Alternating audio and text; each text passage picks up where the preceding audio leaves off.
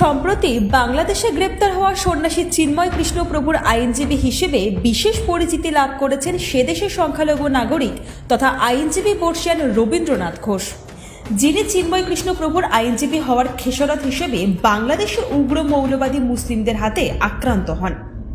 বাংলাদেশে তাঁর ঠিকমতো চিকিৎসা না হওয়ার কারণে শারীরিক অবস্থার অবনতি হওয়ায় তাঁকে ভারতে নিয়ে আসা হয়েছিল। আপাতত এই দেশের চিকিৎসায় তিনি এখন অনেকটাই সুস্থ। এবার তাঁর আবারও বাংলাদেশে ফিরে যাওয়ার পালা, কারণ সময় ঘনিয়ে আসছে। আগামী 2 তারিখ বাংলাদেশের আদালতে ফের উঠবে ইসকন সন্ন্যাসী চিন্ময় কৃষ্ণ প্রভুর মামলা।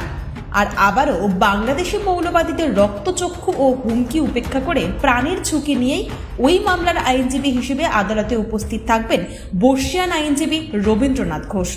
না, আমি আশঙ্কা করি না। বিভিন্ন লেখালেখি হচ্ছে, ওইটা আই ডোন্ট কেয়ার। আমাদের মূল কথা হলো আমরা মানুষের সেবা করি, সেবা করতেই থাকবো। আমি কোনো পলিটিক্যাল আইডেন্টিটি আমার নাই, আপনারা তো জানেন। দেখি আরও লয়ার আছে হয়েছে, তাতে কি আছে? আমার নিন্দুকরা নিন্দা করবে, আমার করার কিছু নাই। আপাতত ব্যারাকপুরে রয়েছেন তিনি, এখানেই চলছে তাঁর চিকিৎসা। এরই মধ্যে বৃহস্পতিবার তাকে কলকাতার ইসকন মন্দিরে নিয়ে যেতে আসেন কলকাতার ইসকনের ভাইস প্রেসিডেন্ট রাধারমন দাস।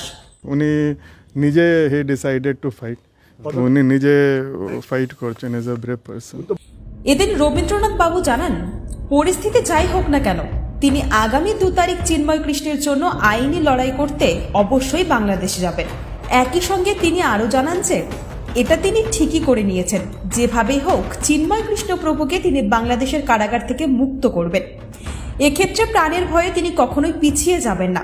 তিনি এদিন কলকাতা ইসকন মন্দিরে ভগবানের দর্শন করে প্রসাদও গ্রহণ করেন। ব্যুরো রিপোর্ট, আজ বাংলা।